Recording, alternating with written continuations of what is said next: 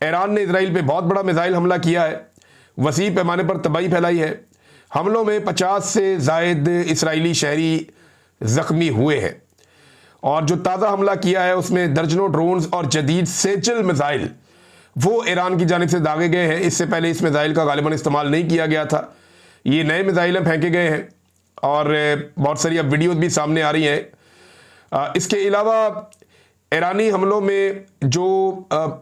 खुफिया जगहों पे छुपे हुए हैं या जो बंकर्स के अंदर छुपे हुए हैं इसराइली शहरी, उनके अंदर काफ़ी खौफ फैल गया है। इस सवाल से चीज़ें रिपोर्ट हो रही हैं, जबकि इसराइली वज़ीर दिफा ने एक धमकी दी है ताज़ा, और उन्होंने ये कहा कि जो अस्पताल पर हमला हुआ उसके बाद आयतुल्लाह खामनेई को कत्ल करने का हमारे पास जवाज़ मौजूद है और अब आयतुल्लाह खामनेई के ऊपर हमला किया जा सकता है। अच्छा, इसके ऊपर जो है वो दूसरी जानिब से भी ईरान की जानिब से और उसके हमायतियों की जानिब से कहा गया है कि अगर आयतुल्लाह